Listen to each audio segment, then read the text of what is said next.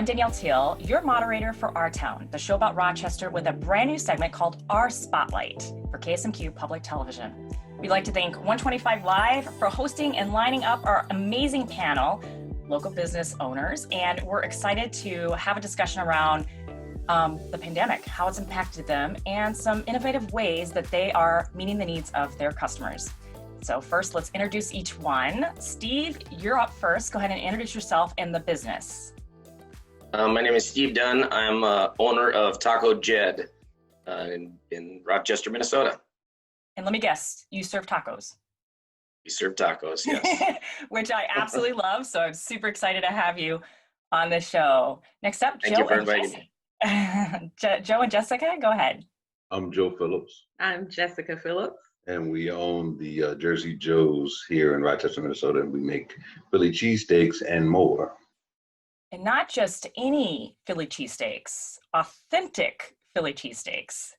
That is correct. There is one ingredient on your Philly cheesesteaks that is incredibly delicious that when I first got it, I was very surprised by. What is that ingredient?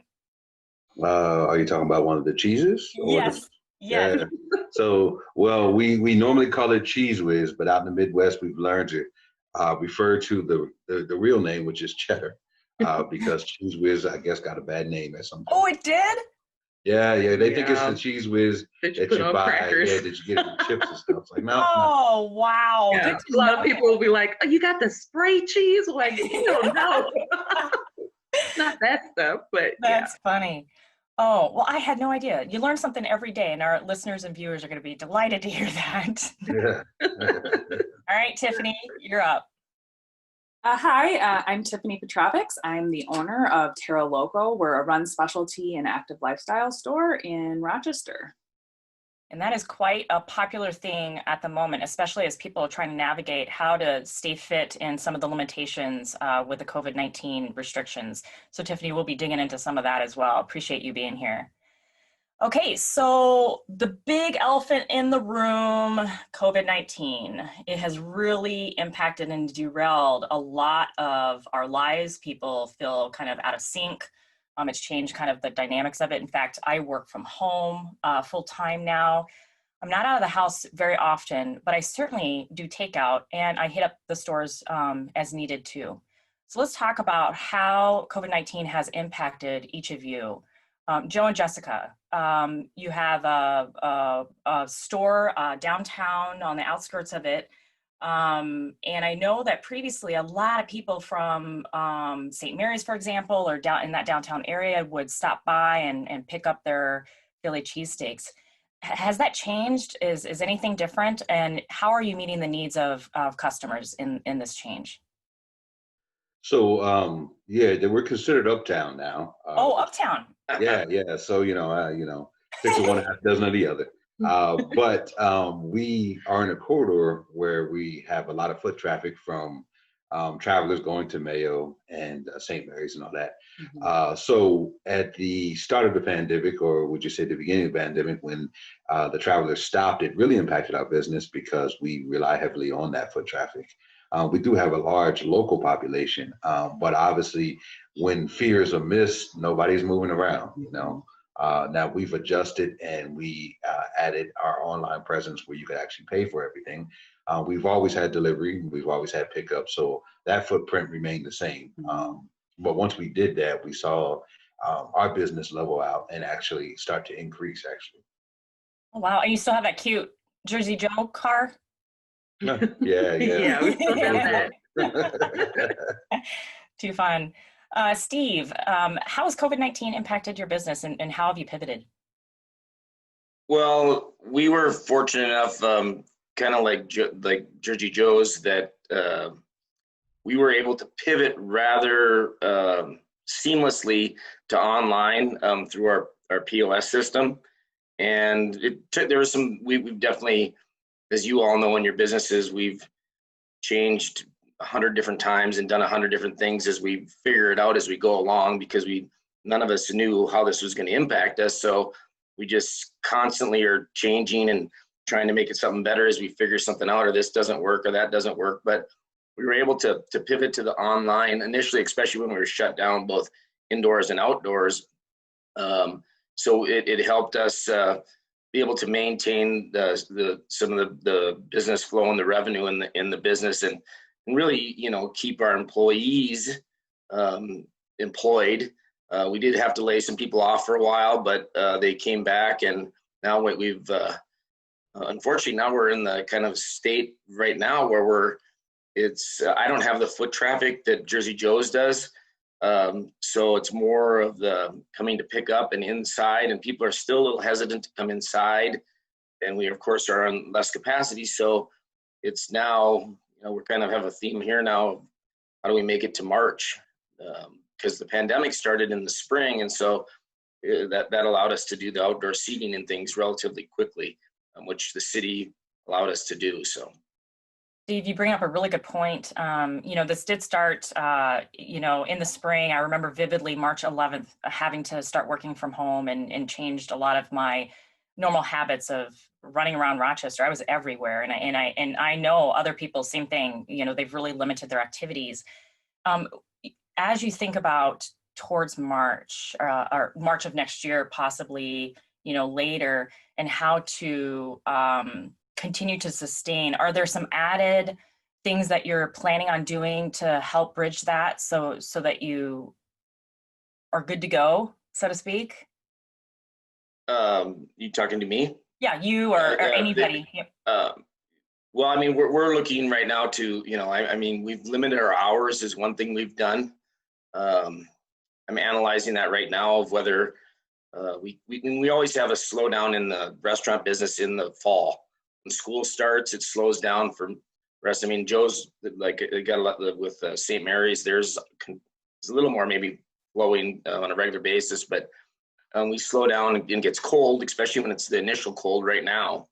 We've been pretty slow the last couple of weeks, and our revenue's gone. So we're looking now, okay, so do we need to adjust our hours again? Do we need to do different things?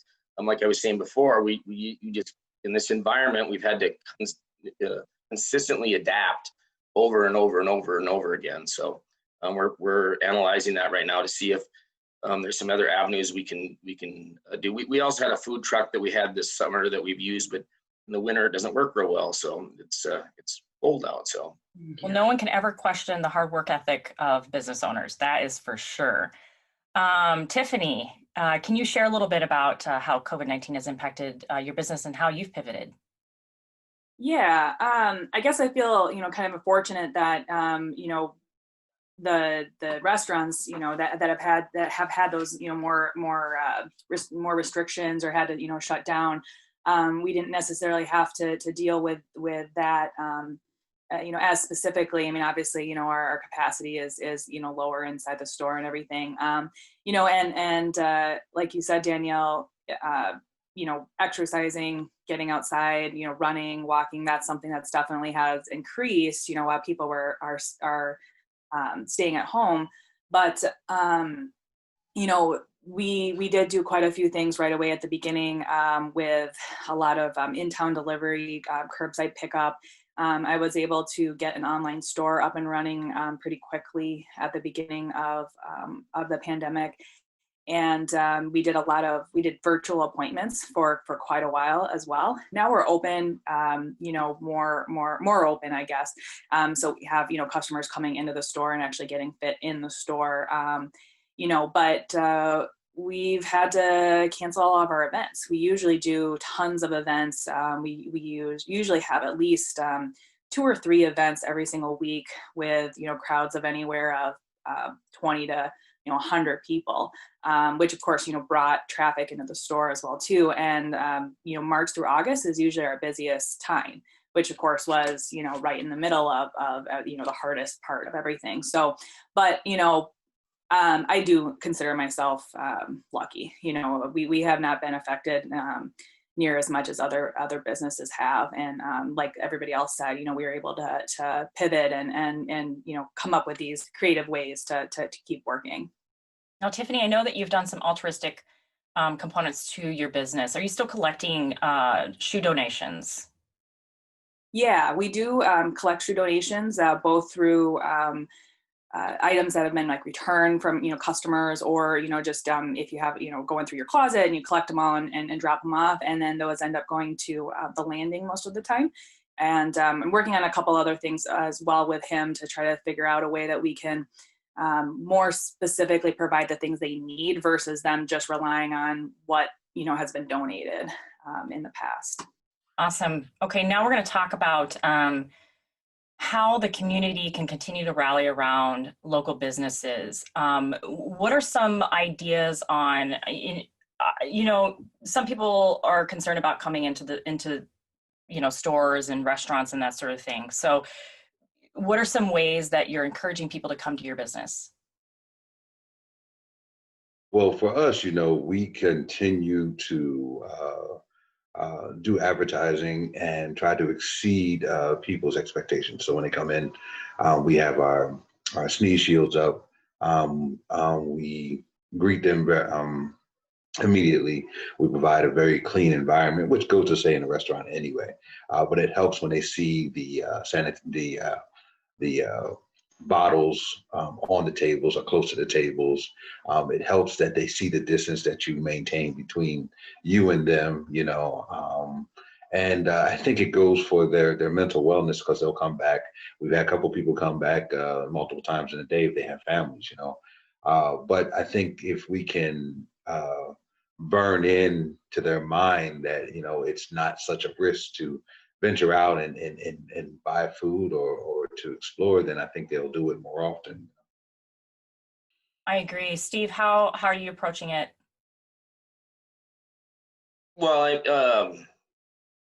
I would tell you, following the rules that the state has put out, although it does limit us, because just like Joe's capacity, Joe, what's your wife's name? I forgot your. Jessica. Jessica, sorry about that, Jessica. Joe and Jessica's store, they we're small too. We're not real big, so it's people kind of get a little.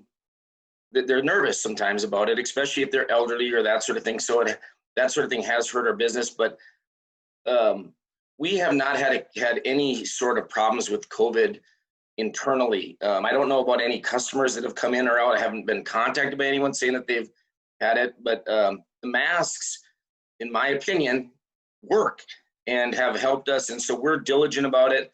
I'm also diligent about the when somebody maybe gets up and forgets to put their mask on, saying, hey, you need to put your mask on. And most people are very, receptive to that. I haven't had too many problems at all with that, but we're just trying to stay diligent, again, keep things clean, make it easy for the customers, again, take care of them as best we can, tell them we appreciate their business. We do some advertising. I know Tiffany was talking before we came online here, but about donations. We used to donate and sponsor schools or teams and things like that. It's a little bit harder right now because we're just hanging on in a sense, and right now is really when we're going in. For me, it's hard having external seating is something I'm working with the city right now to try to enclose our patio, things like that. I'm also trying to maybe add another door so I have another exit and I can create more of a bar environment where I have a little bar area, that sort of thing. So there's just a lot of things that we do to try to make the customer feel comfortable in there, but we're also trying to make sure we're able to be safe and environment that they can still enjoy. We also have live music that we have, which is a little different. It brings customers in, that sort of thing that we've brought up, and that's been limited at times with the indoor seating sort of thing. So Steve, you can't go wrong with live music. But also, I wanted to point out, you bring out a really good point. That a lot of businesses across the community have been involved in contributing and donating to many different exceptional causes that are very much needed. And right now, it is very difficult for businesses and organizations to do that. So I think that's a really good point. Tiffany, can you go ahead and share, how you're meeting those needs of, community members that feel a little concerned about coming to establishments? And then I want to cover something really, I think, hopefully is inspiring after that. Yeah, sure. So we actually, I actually shut down the store even before we were asked, or or the order came in, and we've been taking extra precautions this entire time. And we actually, one of the things that we're doing, and it's a little different, I know, for some people, and for other people, I think they don't quite get it, but we are able to keep our doors locked because we have push bars to go out. And so by doing that, what we're able to do then is make sure that, like, if somebody does come to the door without a mask, we can wait, or ask them to put a mask on before we open the door and let them in. We ask them to apply hand sanitizer then when they come in the door, and we're just able to better control, traffic, and make sure that we don't end up with, somebody walking in and not following the rules, and then having to, come back on me or my staff and asking people to leave. I just don't want to have to get into that. And so, we just have left the doors locked, and, then we just invite people in.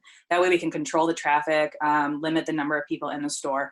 But I think, to everybody else's point, because we're in Rochester and, it's a medical community, we have a lot of medical visitors. I think it's really important that we're all doing these kinds of things, that we're going above and beyond and making people feel comfortable. But a lot of customers actually say to me, I would not have brought my my grandma, she hasn't been shopping for, 6 months, and, I felt comfortable coming in here. Thank you for what you're doing. Or, again, medical visitors, people that are here for medical appointments, that are immunocompromised and need that, extra security and safety. And we're able to provide that. And, I know for some people that's, it might be overkill, for some people, but, I said at the very beginning of all this that, like, I would never forgive myself if I, found out that somebody was infected based on something that we did at the store. And so I'm going to do everything I can. Did you all ever think you would be regulating masks and ensuring people have hand sanitizer, any of that? I mean, no one could have expected this. It's incredible to me how we're kind of at that point. So here, I have one more question, and then we're going to wrap it up. Have any of you received any encouraging words or support in the community that has really resonated with you, that's kept you going? Well, for us, we receive reviews all the time, and I answer every one of my reviews when they come in there, and we've received stellar reviews. We've received very detailed reviews. It's just when you try to offer excellent service, you do things in a normal basis that you don't realize that people see, and it makes them comfortable. I can't call a review off particular hand, but all of them are, hey, listen, I went in there and the conversation was great, the place was clean, the food was great, and I didn't want to leave, and that makes you feel like, yeah, I'm doing it. What about you, I Tiffany? just want to add, Danielle, if I can, like, we have really good customers. Like, we've been open now for a little over 5 years, and we've got some really loyal customers through all of this. They've been very patient as we've tried to change how we operate. So I do want to say thank you to our customers that continue to support us, and encourage the other ones to come in. Let us know what you feel like we can do, because one thing we try to do at Jersey Joe's is to talk to our customers.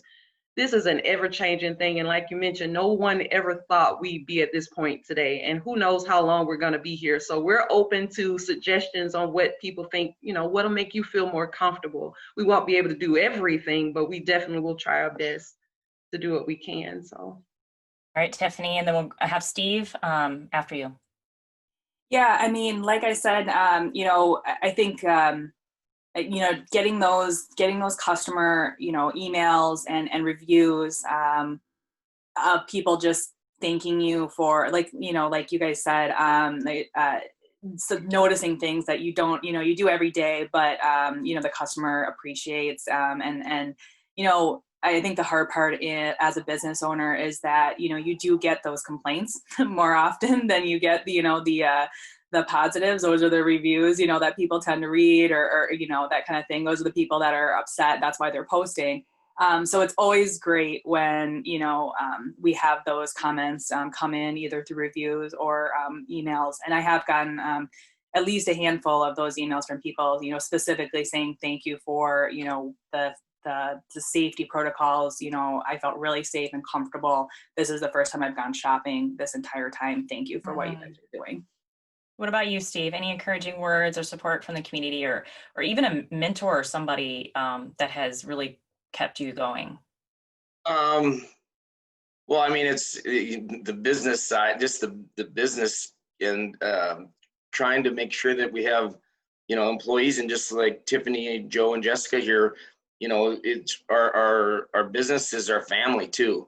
So we care about our employees, and we're trying to provide them a livable income, but they also been, our employees have understand what we're going through, and so they've been very helpful in offering maybe not to work at this time, or helping out any way they can. And it's been hard on everybody, but it's even with our customers is part of our family.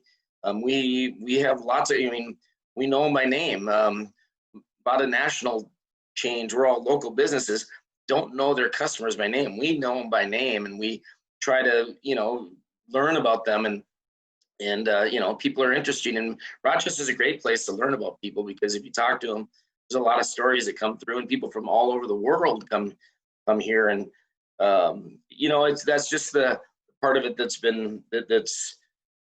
good is when somebody really does appreciate you, and that makes it all worthwhile. So thank you, Steve. Note to everybody listening and viewing, send a word of encouragement to our local businesses. I actually am trying not to cry after your comment, Steve, because I can't imagine what it's been like, for the employees.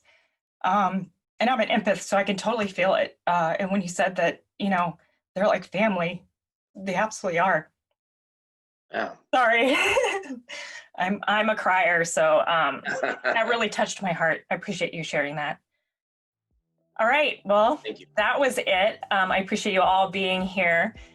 Thank you so much for your commitment to the community, for being around, for the Philly cheesesteaks, for the tacos, and for Tiffany's active lifestyle encouragement.